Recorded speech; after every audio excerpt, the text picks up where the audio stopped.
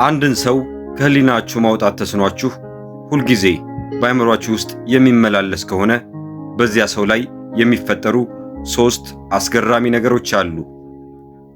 ለመሆኑ አንዳንድ ሰዎች ከውስጣችሁ ጨርሰው የማይጠፉበት ምክንያት ምን እንደሆነ ጠይቃችሁ ታውቃላችሁ? ምንም አይነት ጥረት ብታደርጉና የትኛውንም ያህል ርቀት ብትርቁ በአእምሯችሁ ውስጥ ምንጊዜም አሉ። ልክ መቆሚያ እንደሌለው ተደጋጋሚ ዜማ ማለት ነው። ከዚህ ሐሳብ ለመገላገል ራሳችሁን በስራ በማወክ ወይም ከጓደኞቻችሁ ጋር በማውራት ለመዘናጋት ትሞክራላችሁ። ነገር ግን ሳይታሰብ ስማቸው፣ መልካቸውና ያ ውብ ፈገግታቸው ዳግም በዓይነ ህሊናችሁ ላይ ይደቀናል። ልታገኟቸው ቀጠሮ አልያዛችሁም፣ መልእክትም አላካችሁላቸውም። ሆኖም ግን እነዚህ ሰዎች ከውስጣችሁ ጨርሶ ሊወጡ አልቻሉም። ወዳጆቼ፣ አንድ ሰው ያለምንም ቅድመ ሁኔታ በአእምሯችሁ ውስጥ ሲኖር እንዲሁ በአጋጣሚ የመጣ አይደለም። ይህ አባዜ ወይም የልብ ድክመት ሳይሆን ጥልቅ ቁርኝት ነው።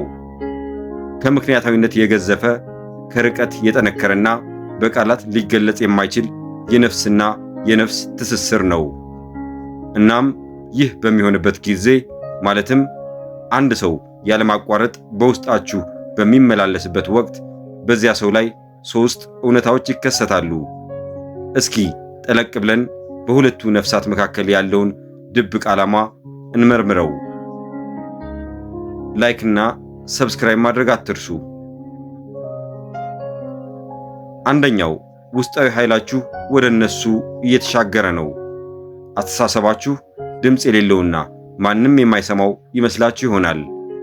በጭንቅላታችሁ ውስጥ ብቻ ተቆልፎ የሚቀር ይመስላችኋል። ነገር ግን ሐሳብ የራሱ የሆነ ትልቅ ኃይል አለው።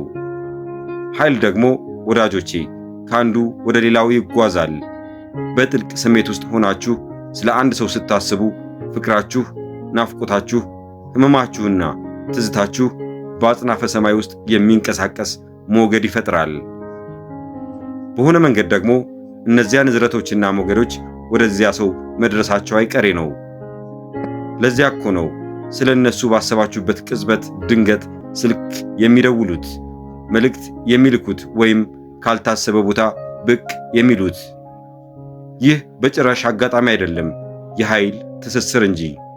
ስሜታችሁን ከልባችሁ በቀጥታ ወደ እነርሱ እየላካችሁ ነው። የእነሱም ነፍስ በተፈጥሮ ከእናንተ ጋር በተመሳሳይ መስመር ላይ ከሆነ ያንን ስሜት ወዲያውኑ ትቀበላላችሁ። በምን ምክንያት ድንገት ስለ እናንተ ማሰብ እንደጀመሩ ላያውቁ ይችላሉ። ልባቸው ወይም ውስጣቸው ለምን ያንን የተለየ ስሜት እንዳስተናገደ፣ ለምን እረፍት እንዳጡ ወይም በሌሊት ከእንቅልፋቸው እንደባነኑ ላይረዱት ይችላሉ። ሆኖም ግን ይህ የሆነው ከእናንተ የፈለቀው ኃይል ስላረፈባቸው ነው። አንዳንድ ጊዜ በብዙ ሺህ ኪሎ ሜትሮች ርቃችሁ እንኳን አብሮነታቸው ሊሰማችሁ ይችላል። በውስጣችሁ ድንገተኛ ሙቀት ያድራል።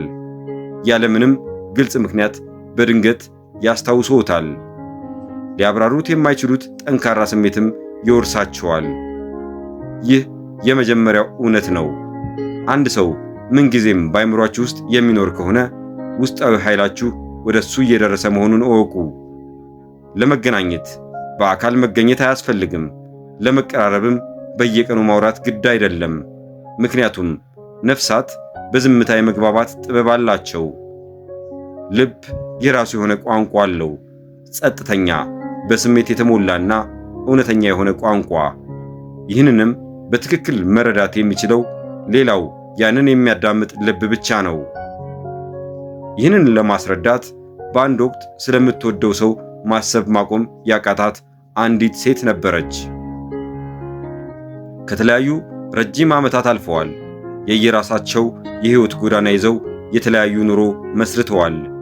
ነገር ግን ሁልጊዜ ማታ ከመተኛቷ በፊት ያ የምታስበው ሰው በውስጧ ይመላለሳል። በሕልም ሳይሆን ሰላማዊ በሆነ ስሜት። በሌላ በኩል ደግሞ ያ ሰው በሌላ ከተማ ሆኖ በጠዋቱ 12 ሰዓት ላይ ሊረዳው የማይችለው ስሜት እየተሰማው ከእንቅልፉ ይነቃል። ለመሆኑ ዛሬ ሌሊት ስለሷ ለምን አሰብኩ በማለት ራሱን በሹክሹክታ ይጠይቃል። ሁለተኛው እነሱም ስለ እናንተ እያሰቡ ነው። ከዚህም የጠለቀ ሌላ ምስጢር አለ። ሁልጊዜ በአእምሯችሁ የሚመላለሱት እናንተም በእነሱ አእምሮ ውስጥ ስለምትኖሩ ቢሆንስ? ለምሳሌ ይህ ነገር አጋጥሟችሁ ያውቃል? ከረጅም ጊዜ በኋላ ስለ አንድ ሰው አጥብቃችሁ ታስባላችሁ። በድንገት ግን ያ ሰው መልእክት ይልክላችኋል። ስለ አንድ ሰው በሕልማችሁ ታያላችሁ። በሚቀጥለው ቀን ደግሞ በሆነ አጋጣሚ ታገኙታላችሁ። ይህ በዘፈቀደ የሚሆን ሳይሆን በሁለቱም አቅጣጫዎች በሚሰራ የጋራ ትስስር የመጣ ነው። ነፍሳችን ልክ እንደ መስታወት ናት። አንደኛዋ ነፍስ ሌላኛዋን በጥልቅ ስሜት ስታስብ፣ ያችኛዋ ነፍስ ስሜቱን ትጋራዋለች። ለዚያ እኮ ነው የተወሰኑ ሰዎች በውስጣችሁ የሚመላለሱት። አጋጣሚ ሳይሆን የእነሱ ኃይል ወደ እናንተ እየመጣ ስለሆነ ነው። በአካል ባያናግሯችሁም ምናልባት እየናፈቃችሁ ሊሆን ይችላል። ስለ እናንተ እያሰቡ የትዝታ ማዕበል ውስጥ ሳይገቡ አይቀሩም። ትተዋችሁ የሄዱ ቢመስሉም ምናልባት አሁንም ድረስ የእናንተን ስም በልባቸው ውስጥ በጥልቀት ሰክተውት ይሆናል። ይህ ስሜት ለእናንተም ይተርፋል። ነፍሳቸው ይህንን ያውቀዋል። ምክንያቱም ሁለት ነፍሳት ከተሳሰሩ ርቀት፣ ጊዜና ዝምታ በፍጹም ሊያግዳቸው አይችልም። አፋችሁ ባይናገርም ልባችሁ ግን እርስ በርስ ይለዋወጣል። ስለዚህ ስለ አንድ ሰው ማሰብ ማቆም ሲያቅታችሁ ያ ሰው እናንተን በተመሳሳይ ጥልቀት፣ በተመሳሳይ ስሜትና በተመሳሳይ ጉጉት እያሰባችሁ ስለሆነ ነው። በልባችሁ መካከል ያለው ያ የማይታየው ድልድይ አሁንም ድረስ አልፈረሰም። ለምሳሌ አንድ ወጣት በአንድ ወቅት አንዲትን ሴት ከልቡ ያፈቅር ነበር። ሕይወት ግን ወደ ተለያየ አቅጣጫ ወሰደቻቸውና መለያየት ግድ ሆነባቸው። ከዓመታት በኋላ ወጣቱ በሕይወቱ ትልቅ ስኬት አገኘ። ሆኖም ግን በውስጡ የሆነ ያልተሟላ ነገር እንዳለ ዘወትር ይሰማው ነበር። ሁልጊዜ ማታ የዚያችን ልጅ ሳቅ፣ እርጋቷንና ዓይኖቿን በውስጡ ያወጣ ያወርድ ነበር። በሌላኛው የዓለም ክፍል ያለችው ያቺ ልጃገረድ ደግሞ ልታብራራው የማትችለው ስሜት በዚሁ ምክንያት ይሰማታል። ምግብ እያዘጋጀች እየተራመደች ወይም ሙዚቃ ስታዳምጥ ድንገት እሱን ታስተውለዋለች። እሱ አሰባት፣ እሷም ተሰማት። በአካል አልተነጋገሩም። ነፍሳቸው ግን አሁንም ማውራቷን አላቆመችም። የትስስር ኃይል ማለት ይህ ነው። ሦስተኛው አጽናፈ ሰማይ መልእክት ሊያስተላልፍላችሁ እየሞከረ ነው። አንዳንድ ጊዜ አንድ ሰው በሐሳባችሁ ውስጥ ደጋግሞ የሚመላለሰው በስሜት ወይም በትስስር ምክንያት ብቻ ላይሆን ይችላል፣ ከአጽናፈ ሰማይ የተላከ መልእክትም ጭምር ነው እንጂ። አጽናፈ ሰማይ ድምፁን አውጥቶ አይጮህም፣ ነገር ግን በሹክሹክታ በውስጣዊ ስሜቶች፣ በምልክቶችና በሐሳብ ሞገዶች ይናገራል። ስማቸው በውስጣችሁ ሲያስተጋባ፣ በሕልማችሁ መልካቸው ደጋግሞ ሲገለጽ ለመርሳት ከታገላችሁ፣ በኋላም ትዝታቸው ልባችሁን ሲያንኳኳው ራሳችሁን እንዲህ ብላችሁ ጠይቁ፣ አጽናፈ ሰማይ ምን ሊነግረኝ ፈልጎ ነው? ይህ ምናልባት በመካከላችሁ ያልተቋጨና የቀረ ነገር እንዳለ አመልካች ሊሆን ይችላል። ምናልባትም የይቅርታ ዕዳ ይኖርባችኋል፣ ወይም ደግሞ መዘጋት ያለበት ያልተዘጋ የሕይወት ምዕራፍ አለ። አሊያም ደግሞ የእናንተ እውነተኛ ዕጣ ፈንታ እሱ ሊሆን ይችላል። የማያቋርጠው ትዝታችሁ ቅጣት ሳይሆን ምልክት ነው። ይህንን ግንኙነት ትኩረት ስጡት የሚል መልእክት። በታሪክ ማህደር ውስጥ የሚገኝ ምሳሌ ብንመለከት የልጅነት ጓደኛውን በየቀኑ የሚያስብ አንድ አረጋዊ ነበር።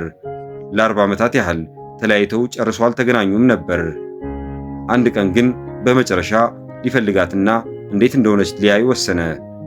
ሲገናኙም ያቺ ሴት እንዲህ አለችው፣ እኔም እኮ በየቀኑ ስላንተ አስብ ነበር፣ የረሳኸኝ መስሎኝ ነበር። ሁለቱም በደስታ ፈገግ አሉ። አጽናፈ ሰማይ ለሁለቱም ለዓመታት ሲያናግራቸው የነበረው ለዚህ ነበር። ይህም የተወሰኑ ትስስሮች መቼም እንደማይሞቱ ማረጋገጫ ነው። ዓይናችሁን ለአንድ አፍታ ጨፍኑና በሐሳባችሁ ውስጥ የሚኖረውን ያንን ሰው አስቡት። ከሐሳብ አትሽሹ፣ አትጠራጠሩትም።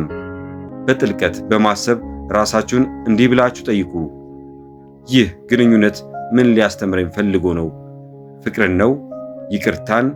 የተሻለ ነገርን? ወይስ ሰላም ብሎ መለየትን? አንዳንድ ጊዜ ስለ አንድ ሰው ማሰብ ስለ እነሱ ብቻ አይደለም፣ ስለ ራሳችሁም ጭምር ነው እንጂ። ነፍሳችሁ መፈወስ የሚሻት ነገር እንዳለ የሚጠቁም ማሳያ ነው። ስለዚህ ከሐሳባችሁ ለመሸሽ ከመሮጥ ይልቅ ውስጣችሁን በሚገባ አድምጡት። አንድ ሰው ምንጊዜም ከአእምሯችሁ ካልጠፋ እነዚህን 3 እውነታዎች አስታውሱ። ኃይላችሁ ወደ እነሱ እየደረሰ ነው። እነሱም ስለ እናንተ እያሰቡ ነው። እናም ዩኒቨርስ ምልክት እየሰጣችሁ ነው። ይህንን ትስስር እንደ ስቃይ ወይም እንደ ሕመም አትቁጠሩት። ይልቁንም የራሱ ዓላማና ግብ እንዳለው አድርጋችሁ ተመልከቱት።